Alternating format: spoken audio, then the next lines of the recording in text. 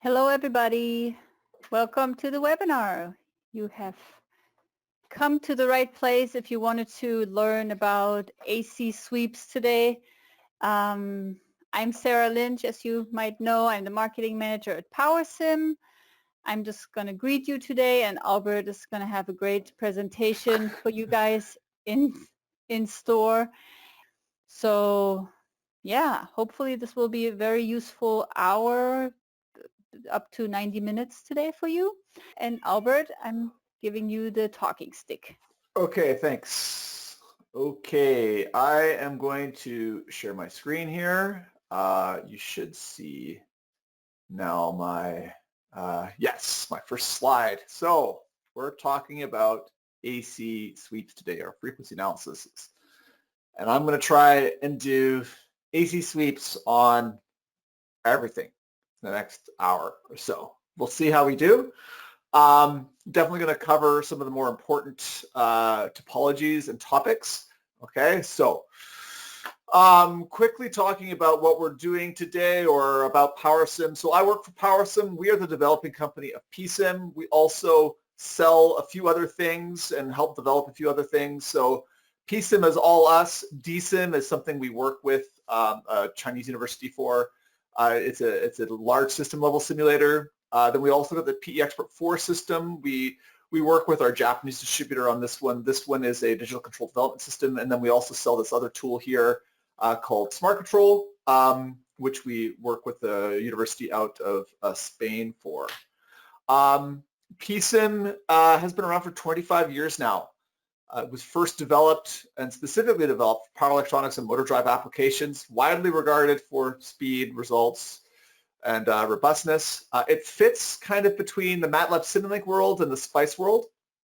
So PSIM itself is essentially a one-stop shop for power electronics simulation. We link to LT SPICE, we link to Simulink, we have device-level elements in our tool, and we have all the control sort of things that you would need to use Simulink for. So you could use PSIM for everything, or if you have existing things in SPICE or Simulink, you can link to those tools as well. And this is our ecosystem. So I want to be clear about this. AC sweeps, so the stuff we're doing today is not an add-on. You do AC sweeps with PSIM just buying PSIM by itself. So there's a couple versions of PSIM, and then most of the stuff you see on here is an add-on module. So you would be adding onto your license to do things like digital control or motor drives or code generation. But a sweep by itself is a basic part of PSIM. So highlighting some things here. So we're talking about AC sweeps. I'm not going to be closing control loops today. If you want to close control loops, there's the tool Smart Control we have. And there's also RidleyWorks. We link with RidleyWorks. So you can export out of RidleyWorks and into PSIM and do your control loop design that way. When it comes to implementation, there's all this code generation stuff over here, and we're also linking to Typhoon Hill Systems now, and then JMAG, which is an FEA tool. So, but to be clear, AC sweeps, you don't pay extra for. You just pay for PSIM, and then you've got the sweep stuff. Okay, so what is an AC sweep or frequency analysis? So at a basic level, the impedance of inductors and capacitors are functions of frequency. Controllers, PI, type 2, whatever, they also change what they do as a function of frequency. Everything is a function of frequency. So an AC sweep will look to see what happens at a converter at these various frequency points. And then obviously we analyze these results with bode plots. So how does PSIM do a sweep? This is the critical point right here. So PSIM introduces a time domain small signal perturbation and then observes how this influences the system. I want to be clear, a time domain small signal perturbation. Other tools like SPICE do a frequency domain simulation. So for the analysis of a switching converter, we need to do time domain perturbations and observations. This is how benchtop equipment like the Ridley engineering analyzers work. So they've got the Ridley box thing. So these slides are available as a PDF right now over in the handout section. So you should see the handouts available. You can download these, and they're live links in here, so you can click on these things and see these things. So the Ridley box, what that does is it introduces the perturbation and then it observes. And what the PSIM sweeps do in the simulation is the exact same thing. This is different from what, if you try and do a frequency sweep or a frequency analysis in LT-SPICE, if you use their built-in AC sweep tool, you are doing a frequency domain sweep, which means you cannot have the switching elements in. You have to convert to average models, which is relatively straightforward for something like a buck or a boost converter, but try doing that on a phase shift full bridge with an active secondary with peak remote control. You're dealing with some really complex things, and that's why it's important to do the time domain perturbations. So PSIM has different options with regards to AC sweeps. So we have 4 time domain sweeps. These are all part of, again, these are all built into PSIM. You're not paying extra for these. You can link out to LT-SPICE from PSIM and do time domain LT-SPICE sweeps. Those require the LT-SPICE module. And then you can also do the frequency sweep in LT-SPICE. Okay? So I want to be clear again. The PSIM AC sweep is meant for switching converter analysis. That is, high Q LCL filters do not sweep well with time domain sweeps because the damping is so long. It takes a lot of cycles to hit steady state. If you want to look at those, you're better off running that sweep in LT-SPICE. So that's a frequency-based sweep. Okay, so here they are. So the ones here, we have 4 types. 3 of them work relatively the same way, and one of them is different. The green ones here do individual time domain perturbation. So what I'm saying is we're going to introduce a perturbation at 200 hertz or 300 hertz or kilohertz, and we're going to do that in one simulation. And then if we need to, the next data point is like 1.2 kilohertz. That's another simulation. We do the observations again. So we have AC sweep. These ones, we're doing a brute force perturbation essentially, and we're detecting steady state. And I see there's a typo on my slide here. And then we've got a steady state must be known for AC sweep 2. Steady state must be known beforehand, and the frequencies are injected after. The red one here, I've got my colors mixed. The red one here, the M sign sweep does multiple frequencies at once. So the steady state time must be known, and then the frequencies are injected in a clump once steady state has been reached. So this is what the M sign sweep looks like when it's running. Is it's going to inject, the injected frequencies must be kind of harmonics, and then they're injected over one cycle of the lowest frequency. So this drastically reduces computation time, but not all topologies respond well to this. So not every topology you'll be able to run this on. And if you put too many frequency points in, you're going to drive a very small time step because you start running into Nyquist criteria. So there are 4 types of sweeps for a reason, because sometimes one is better than the other, and in a lot of cases one is better than the other, and it's hard to kind of say which one is going to be the best for a particular application. Yeah, so it's hard to guess. It's hard to say which one will be better for a particular application, so you're going to need to get familiar with the sweeps, get familiar with the kind of topologies you typically use, and figure out which one is going to be the one you're going to use. So looking at these 2 AC sweeps, so we've got AC sweep and AC sweep 1. That's how they're named in the library. They're very similar. AC sweep, this one is the first one we ever. This one is the first one we ever released, and this is basically brute force. We inject these frequencies. We're able to shape the start amplitude and end amplitude. So if you need to have less amplitude at lower frequencies or higher frequencies or whichever, it's just going to be a straight line between the 2 points. We're able to add in extra points here for if you want to see like a really low frequency or want to add more for a resonant peak area. And then AC sweep 1. This one is basically the same as this one, except that we're able to kind of arbitrarily shape the waveform. So both of these sweeps are going to detect steady state. And if it doesn't detect steady state after 60 cycles, it'll throw a warning message and move on to the next frequency. AC Sweep 2 is new. This one still does individual frequency injections, but it allows for, again, it allows for an arbitrary test frequency amplitude. So the amplitudes can be kind of arbitrarily defined. It runs the target frequency for a predefined number of cycles. So if the converter doesn't hit steady state in the number of cycles that you define here, you're going to get a wonky result. And we're also defining the steady state time. So if the converter's steady after 10 milliseconds, you would put 10 milliseconds in here, and then it would run the frequencies after that. And this one also allows you to save the waveforms. So we would have 51 simulation results here that we could analyze, 3 cycles for each. This one is really fast for kind of when you're looking at closed loop converters, especially when you start dealing with low frequencies. This is new, and it's really fast.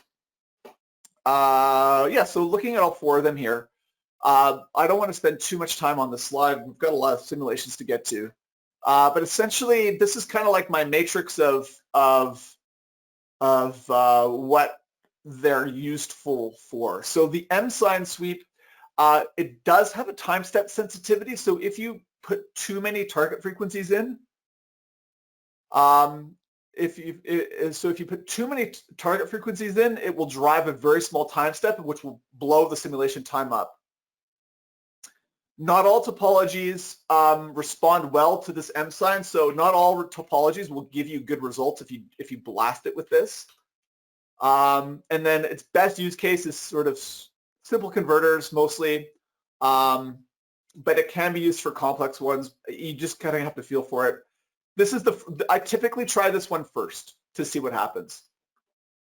The next one, AC Sweep, this one has minimal time step sensitivity. It's a brute force injection. A steady state must occur within 60 cycles, or PSIM moves to the next one. You'll see a warning message. Best used for complex converters, and it's my first choice for that. This one is similar to the above, but I typically don't use it that often. The flexibility of the perturbation amplitude isn't always very helpful.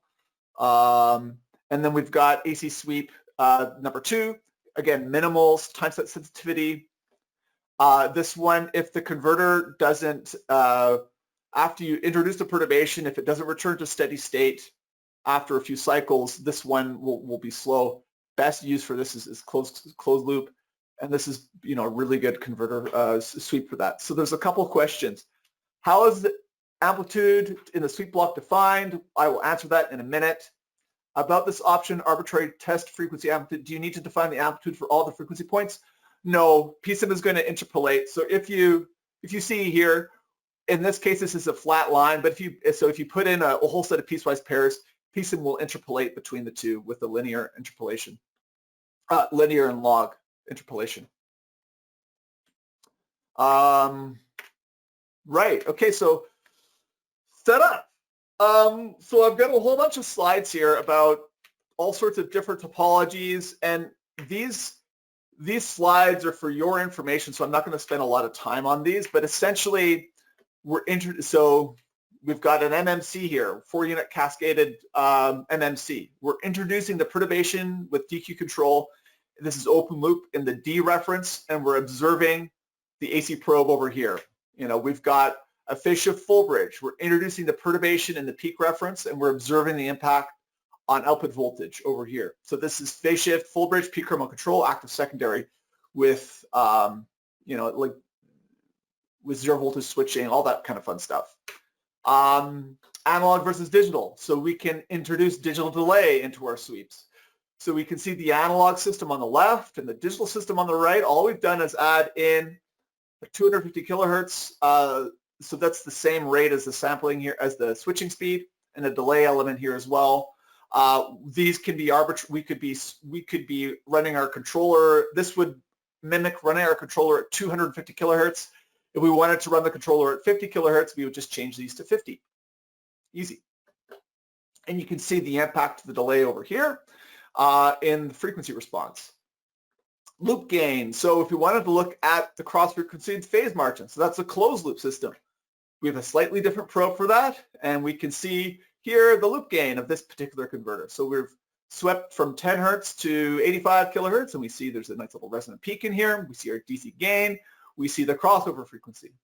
And another one again, so this is loop gain for, so in this case, we've added this system in the control part of the circuit. And then in this one, we've added this into the power. So this one mimics more closely how you would do this in real life with something like the Ridley box. And then in this one. Okay, so some common problems in sweeps, too many points.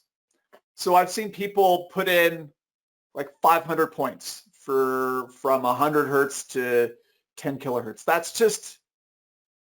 That's not necessary. 10 to 15 points per decade is plenty. 5 is pretty good, is good enough. Too much drive amplitude. So like, let's look at this open loop system here.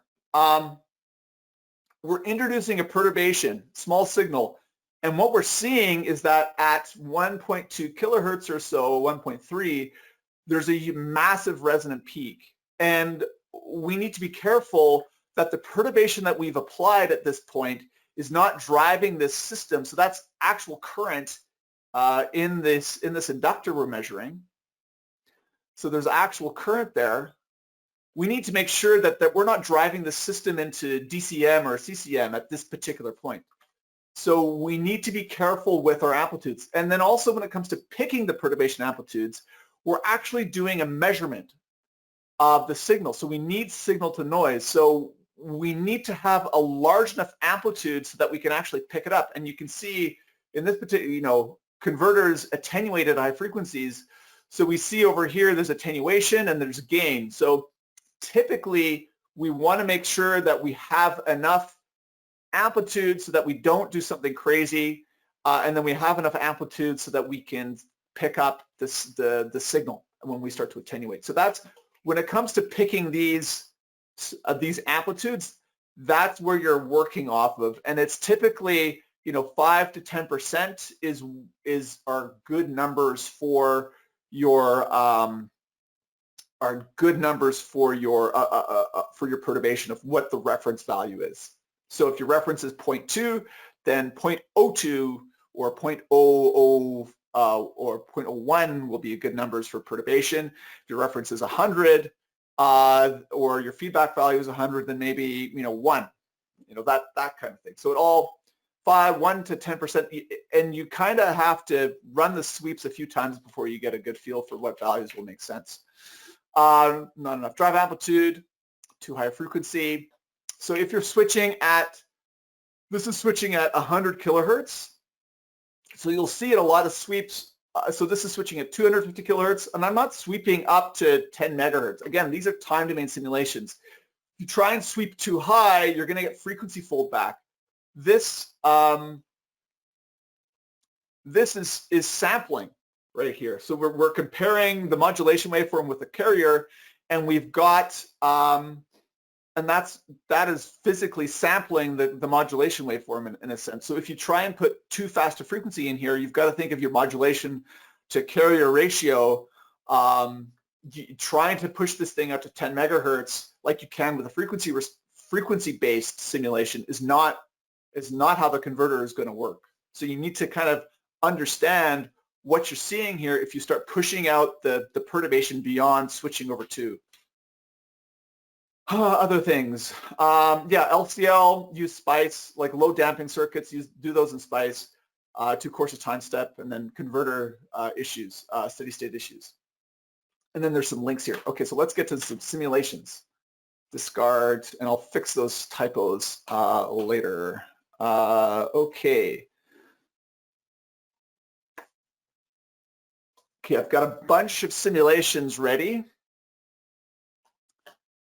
Let's start with something basic. Okay, and that's going to be an open loop sweep. Let me just make this a little easier to look at, playing around with a few things. Okay, so this is using the M-sign sweep, and we can see we've got just a simple bucket converter, and we're introducing this perturbation into the reference. So the reference is there. We've got our modulation waveform, and we've got our carrier, and we can look in the time domain what's going to happen. So I'm going to introduce a perturbation at 0.02. So we'll go 0.02, and then let's look what happens at 10 kilohertz. Okay, so if we just look at this, let me make sure my time step's okay. Okay, we'll run this. It's on my other screen over here. Okay, so here's a time domain simulation of that. So there's the output voltage. But what we care about is, we're looking at is the inductor current. So if you come down here, let's auto scale. So we can see this thing isn't in steady state quite just yet, but we've got the current over here. We can see we've got this overlaid 10 kilohertz perturbation in there. So what the frequency sweeps are going to do is they're going to inject the time domain signal, and then we're going to measure that and compare the gain and phase. Okay, so let's look at that. So when it comes to the setup of this, there are video tutorials that talk about this specifically. So how to use the AC sweep. So look in here. If you go to help, search help, and you type sweep up here, there's going to be how to perform an AC sweep, multi-sign with digital delay, blah, blah. So there's lots of videos in here. Look at those to get the specifics of how to do this. Okay? But essentially, we're defining the steady state time and then the target frequencies, and then this source name needs to match this source name over here, and then we just click go, and then we're off and running. Okay, so there's our sweep. So this is the one I did for the slides, and we can come back over here, and I'll slide this over here.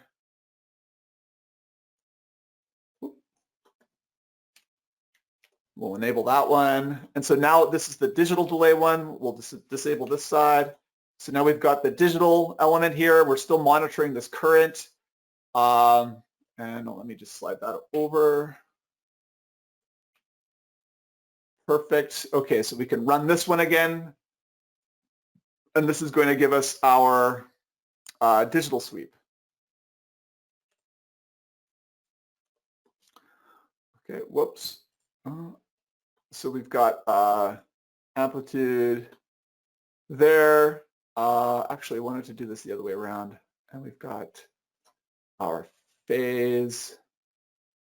And we can pull up. So there's the phase of the original. Let me just hide this little window here. So there we can see the impact of that digital delay. So we had our original analog delay in a system, and now we've got the digital delay in there, and we've got the responses. So we could take this and we could go and use this to design a control loop. Okay, so that's an open loop sweep. Let's look at some other ones. So once you've got that controller defined, we can close the loop. So this is a basic topology, a basic buck. Let's look at something a little bit more complex. So here is a phase shift full bridge. So we're doing peak current mode control on the input current. We're shifting the legs here. We have an active secondary. The active secondary switching is dependent, obviously, on the primary waveforms. And then we've got our output voltage over here. And we can do the same thing here. So in this case, we've got our AC sweep injecting right here. And we can run this, and we're going to introduce those perturbations, and we're going to get out our waveforms. So this one, I'm using the AC Sweep 2, and what we should be seeing here is, I'm not sure how long this one takes to run. I was putting in little notes on some of these on how long it takes. But what we're doing is we're doing 5 cycles after perturbation. We're assuming steady state at 10 milliseconds, and we're going from 100 hertz to 10 kilohertz. We're doing, there's a lot of resources at hand here. So we'll wait for this to finish simulating. Like I had to turn off, like go to the webinar, popped up and said I should turn off my webcam. So we'll wait for this one to finish. So there's lots going on behind the scenes here, and we'll pull up another one here. Was it this one?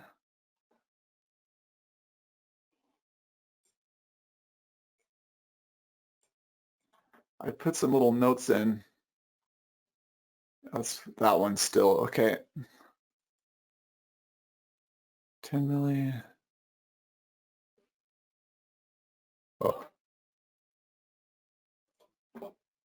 And then let me just open up another one. Yeah, so we're using a lot. So what PSIM does when it does sweeps is it starts to multi-thread, and it basically takes over your computer. So if we look at my processor usage right now, it's probably through the roof. And we'll pull up this one now as well. This one is closed loop. So we can see with this one, it actually simulates quite a bit faster. And when you look at these files, you can see that I've set up the 3 different sweeps, and you can see the differences between them. I put the M sign in here. So the M sign is pretty quick, but it doesn't give a nice smooth result. So that's why, and we can see the speed difference between the AC Sweep 2 and the original AC Sweep here. Close to 4 minutes versus 30 seconds for this one. Let's see how this is doing. 3 minutes. Yeah. Okay. So there's some questions here which I'll answer while we're doing this. I'm working on a current source parallel resonant inverter at almost 100 kilohertz. What would your recommendation be to start with AC Sweep? So resonant converter, let's look at that right now. So I've got a resonant converter example right here. So this one has about a 200 kilohertz resonant frequency, and I'm running the AC Sweep with the M sign here from 100 to 100 kilohertz. So we can look at this one in a second. Just waiting for my other simulation to finish. That's almost done. So we'll look at this one in a second, but it's the same idea here. So I've introduced we have a normalized frequency, and I'm introducing a perturbation into the normalized frequency. So this is 100% is our target operation frequency, and then the perturbation is 5%. So we're changing the perturbation frequency by 5% here, and we'll be able to see the results of this once that other sim is done. And you can see I've got AC probe set up. So we've got the output voltage, output current, which are essentially the same, and the rectified current there if we wanted to look at that. And I'm using the M sign sweep with this. A lot of my simulations have the M sign sweep, and that's mostly because we're on a webinar and I need these simulations to be done quickly. So here's that phase shift full bridge open loop. So that's 100 to 10 kilohertz. And that was done, if we cycle back here, that was 4 minutes and 44 seconds. So we could maybe run that with the M sign, and it would also be a lot faster if I wasn't on a go-to webinar because it's using resources for that. But it's there. Let's look at the LLC now for a second. So in this case, again, let's introduce a small perturbation here. So like 1 kilohertz, and we'll do like 1% perturbation. So if we run this simulation, will see VO, we're seeing our perturbation in output voltage here. So there's our 1 kilohertz perturbation. So all we need to do then is run this sweep, and we're good. So I'm running this one now. This is the LLC, where basically this one is running to steady state, and then it's injecting at blasted frequencies. This LLC responds okay to the M sign. I would prefer to do it with one of the other AC sweeps, but in the name of speed, we're using the M sign here. Does one need to know the steady state time input to the AC sweep? So as I said, in the library, there's the AC sweep. You only need AC sweep 2 and multi-sign are the only ones you need to know a steady state time for. The other ones will do a steady state detection. And once it's hit steady state, it'll move to the next frequency. But if it doesn't hit steady state inside of 60 cycles, it'll throw you warning messages. Okay, so here's the response of this one, of this LLC. So we introduced that perturbation into the frequency, and we can see we see the current and the voltage here is the blue and red lines, and they're functionally identical, just they're different gain values. So the current versus the voltage here, they're slightly different. This one here, after on the rectified current is different. We can see that green line, and we can also see that I filtered out the resonant frequency on this. So we can see, and we're sweeping to 100 kilohertz here. So that's the green line. So that's on open loop on this LLC. Coming back to this one. So this one is now that same phase shift full bridge, peak remote control. Now we're controlling the voltage loop. There's a soft start happening here. So if we look at this simulation let me just check this. If we check on this simulation in the time domain, what we're going to see is a soft start in the peak reference current, and then we're going to see the controller kick in.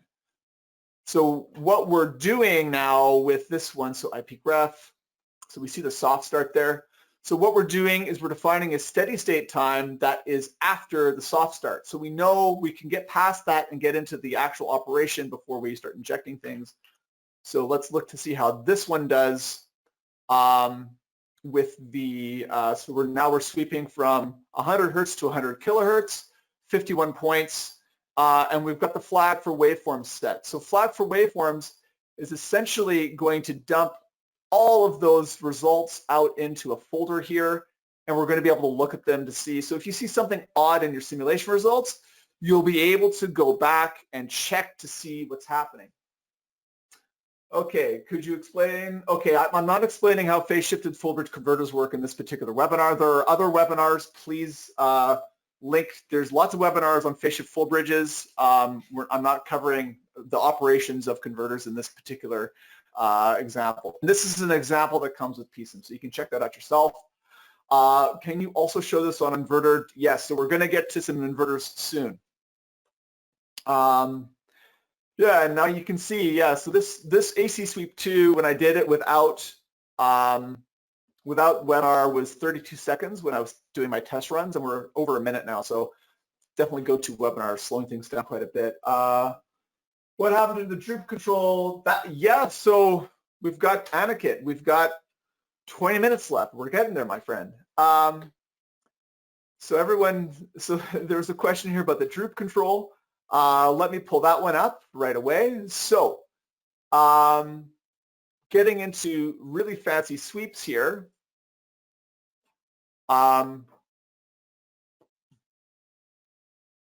So driving all the way to the most complex example I have, here is 2 inverters working together.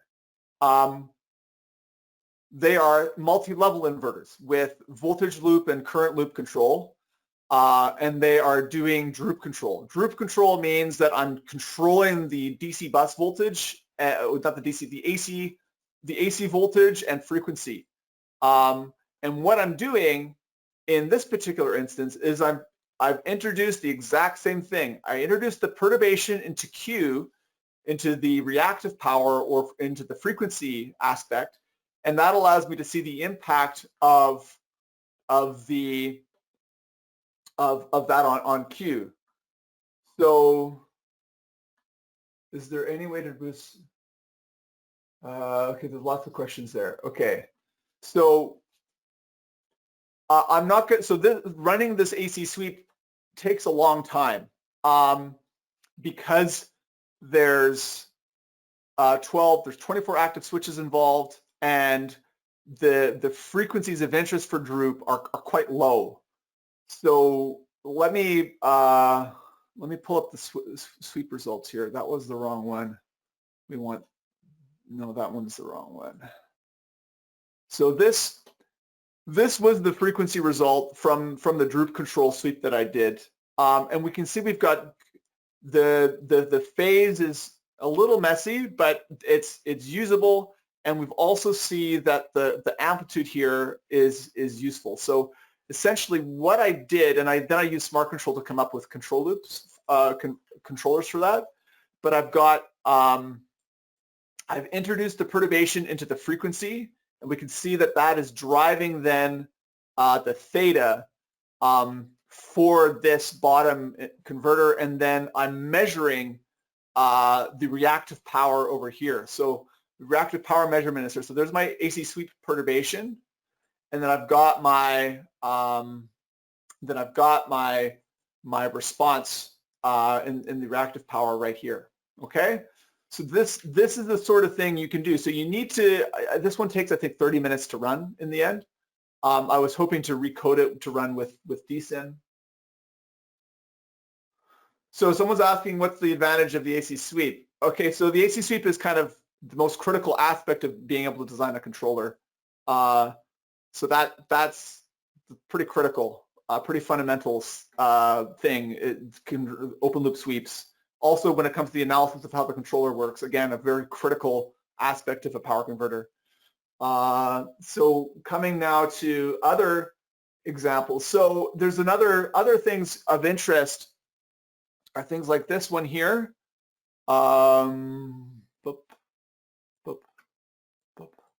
Okay, so here's another, let me just close them down here. They shift, talked about this one. We talked about this one. We talked about, did this one finish yet? Yeah, it did. Okay, so here's the loop gain one for this one. So here's our cross frequency here is between 3 and 4 kilohertz, and our phase margin looks to be right around 100 degrees or so, based on what I'm seeing here. So that's the loop gain sweep of this one. We can also look at input impedance. So input impedance is pretty interesting, and in this case, it's slightly more complex. So we're doing Ohm's law. So we're introducing the perturbation into the input to this converter, and we're observing the voltage and current output of this. So if we run this simulation, this one's using a regular AC sweep, what we're going to get back is 2 Bode plots. We're going to get back, so we've got one of them, so we've got the input voltage, which is 0, which should be right, and we've got the current there. And what we need to do actually is do a little bit of math. So we're in the log domain, so division, so Ohm's law, we need to get the impedance Z or Z, so Z equals V over I. So we're in the log domain already, so we're doing subtraction here. So there's the input impedance as in dB. If you wanted to convert it to actual resistance, you'd have to change that. But we're hoping for a high input impedance. The next one here is, I want to cancel that. We want to do and we can do the same thing for the phase. So we would do the phase voltage minus the current, and then we're getting the phase of that. So that's input impedance. So you can see here, we're introducing that perturbation, and then we're measuring. Same deal for output impedance. We can do something similar. So output impedance, where are we here? Output impedance. Fuck, input, output. This guy. Buck demo, input, output. So now we've got our same kind of deal, but now we're injecting a current into the output here. And we're measuring the current and we're measuring the voltage, and we're going to do the same thing, V minus I in the log plots. Let me look at some of the questions here. Is there a way to produce a fitted linearized model from the sweep results? Not with our, no, not with our tools. Okay, so here's our results here. So we're going to do the same deal, V minus I, and there's our output impedance. So we can see there's some action in there where the output, so basically the output impedance, we want it to be very low, but right around 800, 900 hertz, we can see that it actually has some shape to it. So there's talk about loop gain measurement. If you need further information on control design or loop gain measurements or some of those things, I'm not trying to be the educator on that subject in this particular webinar. I encourage you to look at our resources online. Head over to in the PowerPoint slides that are available. Head over to Ridleyworks website. And there's lots of information there, lots of resources from Ray Ridley on all these sorts of things. And you can look on our website on the smart control stuff too. There's information, but yeah, I'm not trying to host a lecture here on what these things are. So just trying to show you how to generate these things with PSIM. Trust me, they are very important topics when it comes to closing the loop on these things. Okay. So we did the output impedance. So again, you can see here, same kind of setup here. I'm using the M sine sweep. We started from 10 hertz to 40 kilohertz. I did 40 points. So I'm not trying to drive 400 or 500 points in here. That's just going to cause issues. We can see the source name output. So that again is the same element here, output. We're driving that in, and we're looking again, and we're measuring the current and voltage here. And that's how we get to these plots, okay? Other ones to talk about. Right, okay, so again, we're doing frequency domains. We're doing time domain simulations. So we can do other really interesting things. So here's a PFC with critical conduction. What does that mean? So let's just have a little look at what happens here. So critical conduction is when we are basically the inductor ripple goes from a max value to 0.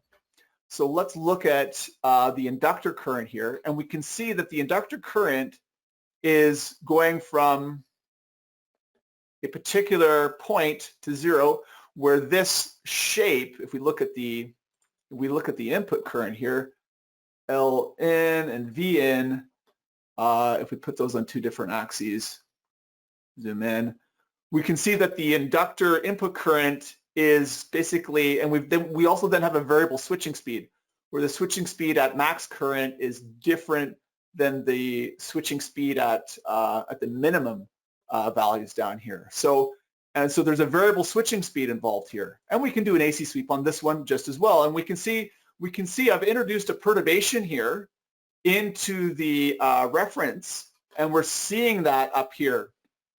And then I'm also doing this with the AC source.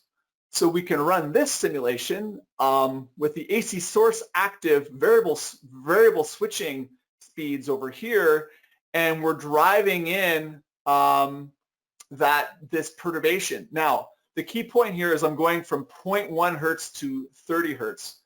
And I was going to not actually run the simulation. It takes a little while. So this is the results of it. Okay, so this one takes a little while because we're starting from 0.1 hertz, but our steady state time is 500 milliseconds. So we can still design a controller for this quite easily based on this plot, because I mean our cross frequency for this sort of thing is going to be much lower, or should be lower than the 60 hertz per input. So we don't need to go past that. So if we tried to drive an end frequency to 120 hertz, a kilohertz or something like that, there would be a lot of junk in the 60 and 120 hertz region, and then at the harmonics after that. But because our controller is going to have to attenuate 60 hertz anyways, we don't need to sweep that high. So we can sweep to 30 hertz and still be okay. So our cross frequency is going to be in the 1 to 10 hertz range anyways. So again, it's all about understanding why you're doing the sweep and what the end objective is. You don't need to go for a PFC. The voltage loop control needs to attenuate your fundamental, your input fundamental. So we don't need to go that high. So it's easy to do that sort of thing. Okay, some more questions here. Hi, my question is related to PFC application. For PFC converters, do we consider double average output power that is equal to peak line power for AC sweep, or we just consider average output power for AC sweep purposes? Okay, so for this one, I'm doing the AC sweep with this guy over here, but otherwise, I've got another PFC simulation. Where is it? PFC, ABC. Where is it? I've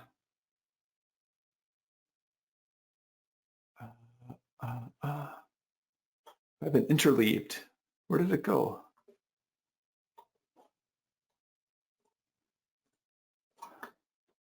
I'm just looking for my interleaved example. I've got a lot of example circuits interleaved.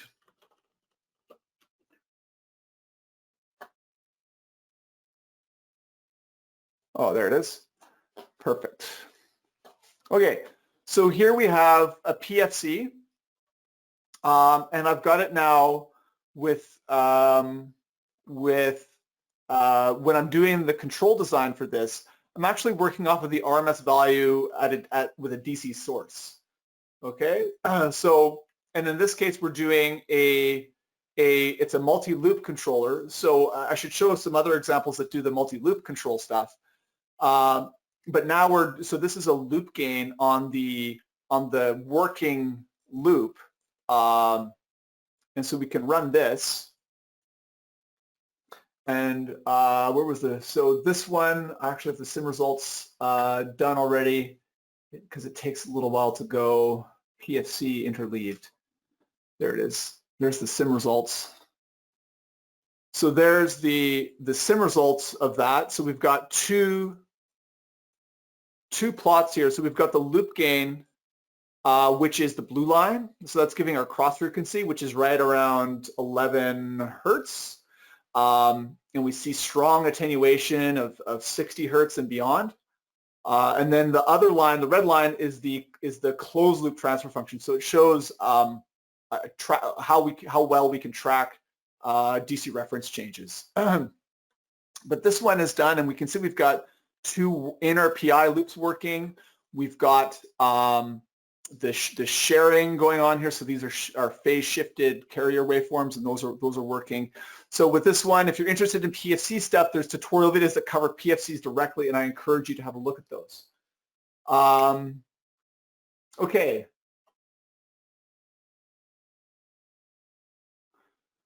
In this case, to notch filter to increase the bandwidth, how the AC sweep will deal with that, it will be able to separate the perturbation from the output voltage and the perturbation. So yeah, you can, as I showed in the LLC, like I'm still sweeping with when it comes to the control design, I'm sweeping with filters in here. So if you wanted to do things, where you put filters in the responses and all that kind of stuff when it comes to control loop design, you're free to do that kind of stuff. PSIM does not care. You can put those sorts of things in. But your question about including a notch filter to put in to eliminate the fundamental. The issue with PFCs, if you're trying to have a really fast DC output voltage response, is you need it, you don't want, you're going to get ripple on a PFC, and you can't correct that ripple. Because if you try and correct that ripple, you're not going to be running a PFC properly. So there is natural ripple on a PFC output voltage, and if you try and correct that ripple, which you could, you're going to end up not drawing a nice in phase input current. So you can't have a really nice PFC DC output voltage unless, if you're doing it off a single phase, unless you start doing something more complex converter-wise. It's just not possible. Or it may be possible, but the typical stuff, it's not there. I was also going to show motor drive, and then I think I kind of showed everything in the first hour, and then I have some time afterwards. We can talk about other topologies and answer questions directly. So yeah, Bob, yeah, PSIM does make use of multiple cores. Do you remember when I was talking maybe 20 minutes ago how my computer was slowing down and I had to turn off my webcam? Yeah, so it does. When PSIM is running AC sweeps, we're multi-threading very heavily. And I can show you my CPU usage if you want to see it, but it really uses everything when we're doing AC sweeps, because PSIM can run simultaneous simulations. So that's what our AC sweeps are doing. We're not running 50 individual simulations. We are running 50 simultaneous simulations. So whenever a CPU core opens up, we run another one. So that's one of the reasons why the PSIM sweeps can be so quick. And that's also one of the reasons why some of my sweeps are a lot slower when I'm on the webinar here, because the GoToWebinar software is eating up some processor time. So I was going to show this one. This is a motor drive. So, truly, when it comes to PSIM, we don't care what the plant is. It can be anything. As we've seen already, we've got the peak remote control. We don't care what's in there. We don't care what's in here. We don't care with this droop controller that we've introduced a perturbation into here. I've got another one to show as well. Here's an MPPT. Here's an MPPT system where I'm introducing a perturbation into the DC bus voltage reference, and I'm seeing the impact on the voltage, on the power measurement, or on the voltage bus here. So we truly don't care if it's an MPPT algorithm, if it's a DC bus voltage control algorithm, if it's droop control with multi-level inverters. We don't care. Same for a motor drive. So we can drive, where's my motor drive back again? PSIM open loop. So here we've got a motor drive, and I'm running this thing in open loop. And again, we're introducing the perturbation into ID, and we're measuring ID there. And this is behind, this is analog control, but we could put digital blocks in here as well. And let me just pull up the response from this one. So here's the PSIM response for this is ID. It says IQ here, but this is from that. So that was from 5 hertz to 5 kilohertz. So really kind of straightforward. We just need to get a feel for making sure that the perturbation we're applying isn't doing anything too crazy, and then we're able to roll from there. So it's all about proper identification of our perturbation amplitude, making sure that it makes sense with regards to how the system operates, and then we should be kind of good to go. Other questions?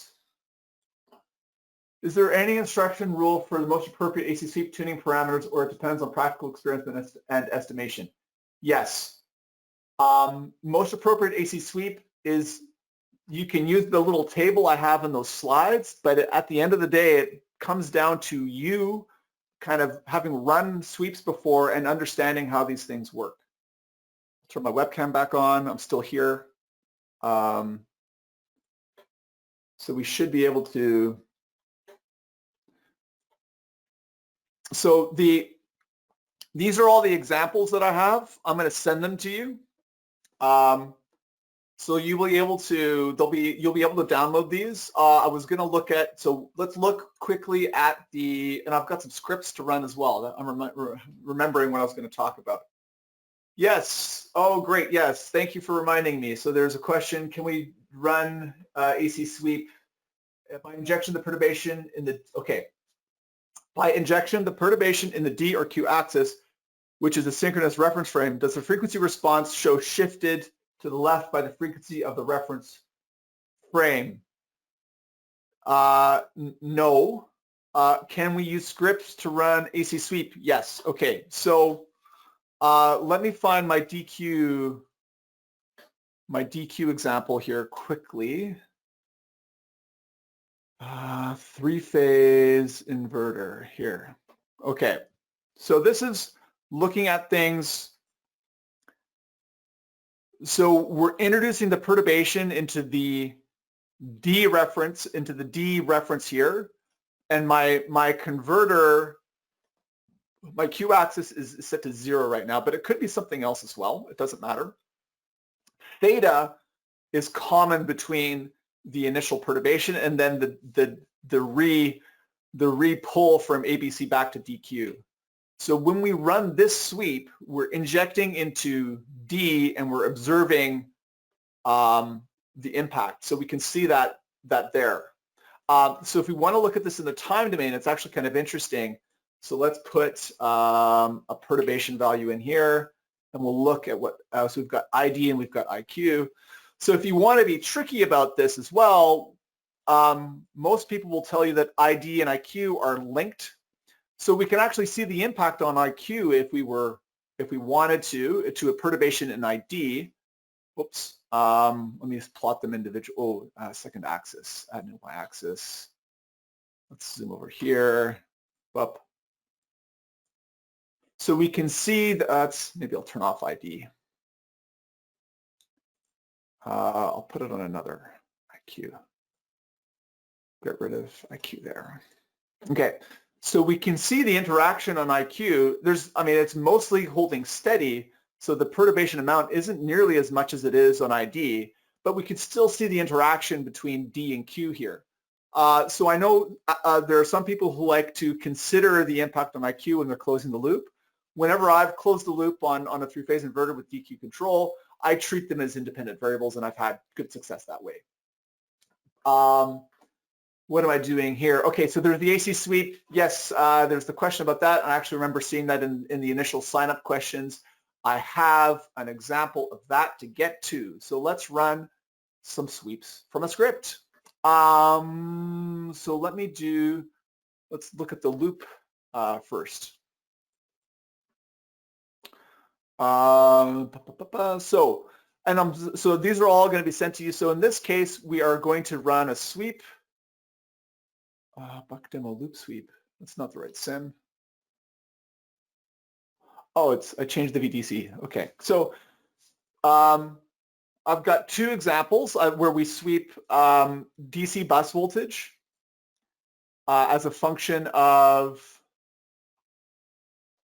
open. So this is using scripting from PSIM. This is kind of a C hybrid, kind of like an M file type thing as well. So we can run this. Let me just run this. So this is running the DC input voltage here between 8, 12, and 18 volts. The nominal voltage was 12. It was converting to 3.3 volts. And I'm just doing it kind of very simply right now, where I'm just put it inside of a loop. So there's a while loop here, and we're just incrementing between the three different simulations, the three different input voltages, and then I'm compiling those plots onto one thing.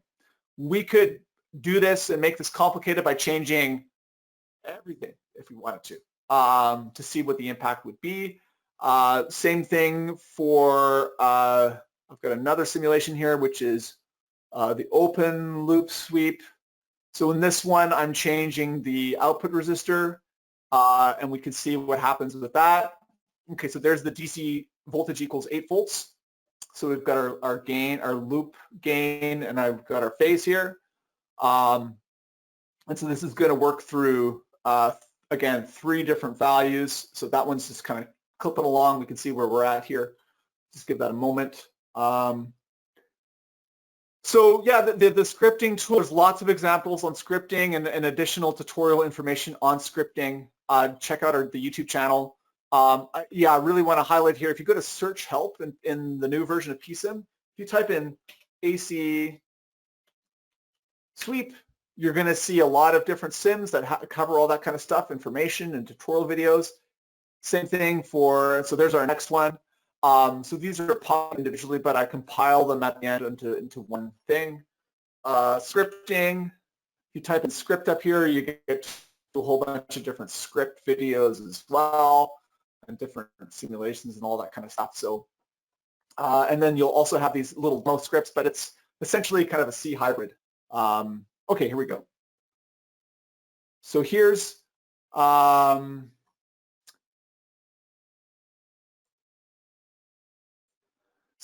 the loop gains at different voltages, and we can see the interesting part of this is that the cross frequency is changing at different input voltages. So it's actually at a higher value with a larger DC bus voltage.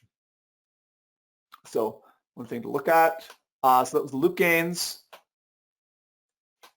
Let's look at the open loop sweep, because that's actually a little bit more interesting, because I changed the values a little bit more there. So the open loop script, this is going to run things again, and it's changing the output voltage and output resistor in this case. So a slight change in load to a very large change in load, and we'll see what happens. So while that's running, we'll ask some more questions. Okay, so there's the first one, first set of results, second set of results, and then there's the last one, and we can see that the wheels fall off the bus at the larger output voltage. So the converter isn't working properly, or it's a fundamentally changed operation at a high load. So that's one thing to think about when designing things, is it's not working the same way. It's not working the same way at all at a low load. So that's this red line should be similar to these red lines. We saw it at these two levels. It was very similar in shape, but we see the phase and everything just doesn't make any sense. And you can go back and look at that individually. So that was at 39 ohms, I think. So we can go back to the simulation and change this and put 39 ohms in there and just run this straight and see what happens at that high of a load. So output voltage is, yeah, it's not stabilizing. Inductor current is the variable we're looking at, and it's in DCM.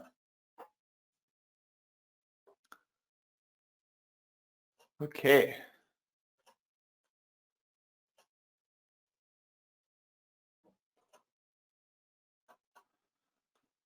Right. So how to inject AC small signal on stationary frame control. So yeah, that's this. Here we are. So we've injected a small reference in the D, and we've got it there. So that's this three-phase inverter. Same thing with this PMSM. We're injecting D in there, and we're still throwing three-phase signals there. So that's that.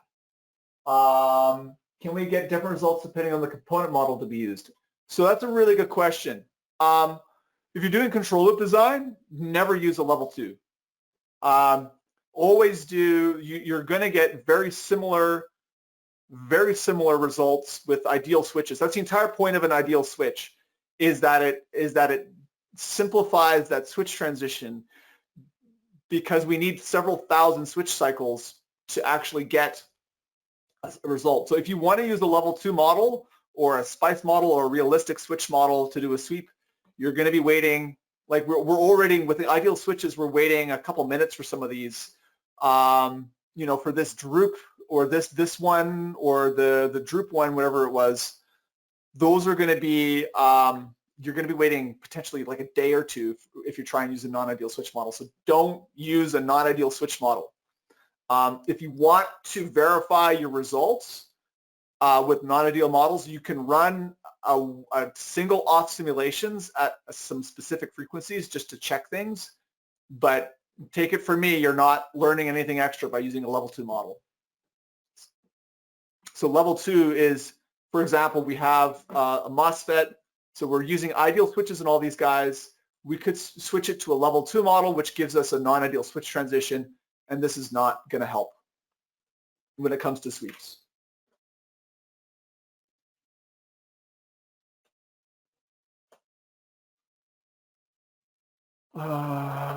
Okay. So here's, we were talking quickly about the RidleyWorks link. So this is an output from RidleyWorks, and we're mimicking the Ridley box analyzer element here as well. Again, it's a closed loop system. In this case, it's a 2-switch forward. We can run this guy. Oh, I need to enable this file. So in this case, we're able to, the sweep that's inside of here is a variation of the AC sweep 2. There's some other things that are going on inside of there, but it's essentially the AC sweep 2 element that's inside that brick. We actually worked with Ray Ridley to come up with the number 2 block. And here's all the responses. So that's from 100 hertz to 100 kilohertz. And as I say, this closed loop sweeps are typically a lot faster. We can see the loop gain, the compensator, and the power supply itself. And this, I think, is switching at 200 kilohertz. So we can see once we get up above 100 kilohertz that things start to get crazy. And that's because of that foldback and frequency foldback, because the switching can't resolve the modulation waveforms properly at those frequencies.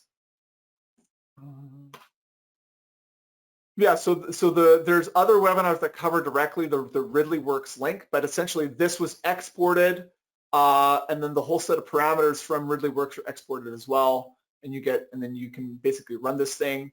The same goes for Smart Control. You can export out of Smart Control into PSIM and do those sorts of things as well. Okay, other questions?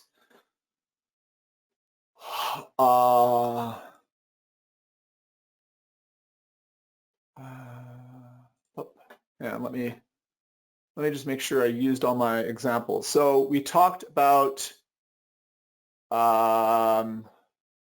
we did the droop,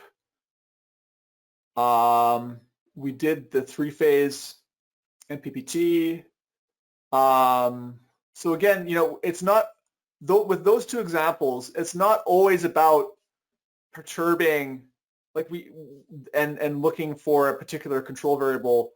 In this case, we're perturbing and looking at larger system level interactions. And then we did the sweep with the variable switching speed. We did the sweep with the LLC. We did the sweep with the machine inside of it. We did the sweep. No, we did the sweep here with the input impedance, and so this one's running off of one of the PWM control ICs that we have in the library. So that was there. We did the so here's the droop one again. So again, we're holding one converter, the frequency and voltage constant here, and then we've introduced that perturbation down there. We can actually, we can run this in time, and it's kind of interesting to watch. So I'll run this with the DSIM engine. And we should see, so we can see exactly what's happening with the droop control. This is a really interesting simulation. Again, we've got our multi-level inverters, and we're doing small little perturbations in the control DC bus, not the DC bus, but the DC the voltage, the AC voltage peak value. And then we're also changing the frequency slightly, and we're observing the impact on the load sharing between the 2 converters with that. And again, this is can be a very long simulation to run. But what we're doing here is I'm just doing a time domain simulation of it. So we're running for 2.5 seconds in this case, and we're full switching is involved here. Our switching speed is 50 kilohertz. On these things, and we've got a constant load over here. We've got again LCL control, voltage control in the DQ frame. So our voltage controllers are controlling our current controls, and let's look at our P. So our power between the two is constant. So P1 is the top converter and P2 is the bottom, and the power level there is constant, the real power. And then we can see with changing the frequency by small amounts, and let's just zoom in here, we can see we're drooping, or we're changing the frequency of Q2 at that point. And let's just overlay VAB.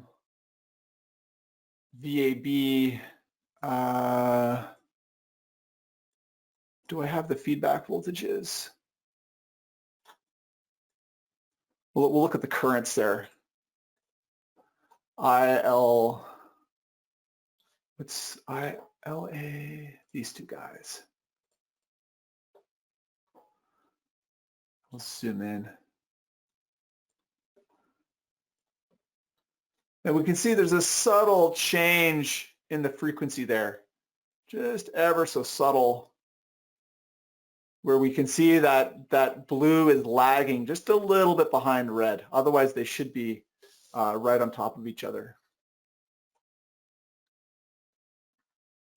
And we can see, again, we're shifting the frequency of the bottom inverter by a small amount. We can see the load, the reactive load sharing change, but the real power is still constant. And you can really see that when I zoom in there. And we can see the perturbation ripple there. Do I have the perturbation highlighted? Perturb. Yeah. So yeah, at the end of the day, we just need to be able to perturb. There it is. At the end of the day, we just need to be able to calculate the gain difference between those two things and the shift in the phase, and then we can design controllers for it.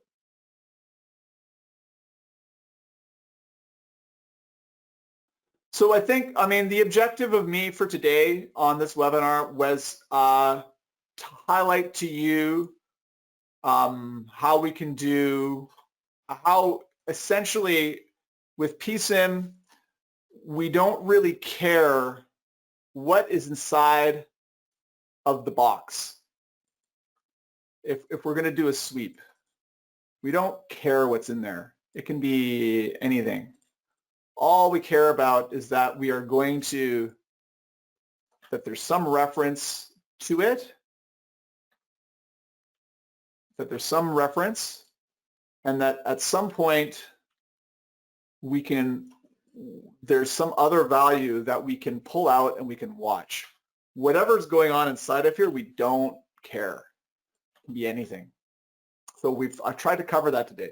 We've done, variable frequency. We've done peak chroma control. We've done multiple loops. We've done loop gains. We've done input impedance. We've done output impedance. We've done big systems with droop control. We've done motor drives. We've done MPPT systems. So, it all comes down to ensuring that that system inside of here kind of has a steady state at some point, and that we can identify what these two are going.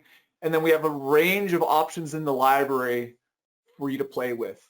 Definitely, the multi-sign sweep is quick, but it doesn't work on everything. And so when it comes to selection, if you come back to my first tool here, I typically try the M sign first because it's pretty quick. Then, if that one is not working very well or I'm seeing odd things, then I switch to the AC sweep one here. And then I use the number 2 one here for closed loop simulations for best results. You're going to get a link to the slides. You're going to get a link to the files. The files run on 2020. If you don't have 2020, the last slide here is a link back to the trial license thing, so you can get one. There's links to the tutorial videos, to the webinar archive. Do follow us on LinkedIn. That's where a lot of updates are like, we send emails out, but if you don't like reading emails, if you're following on LinkedIn or Twitter, you will get notifications of upcoming events and other improvements. Feel free to email us after the fact. I see a one or two users in the attendee list who are still here who use thyristors. And yes, you can do a sweep with a thyristor bridge in there. So if you wanted to control DC bus and control fire angle, again, it's all about identifying which reference signal you're perturbing and then what you're going to control.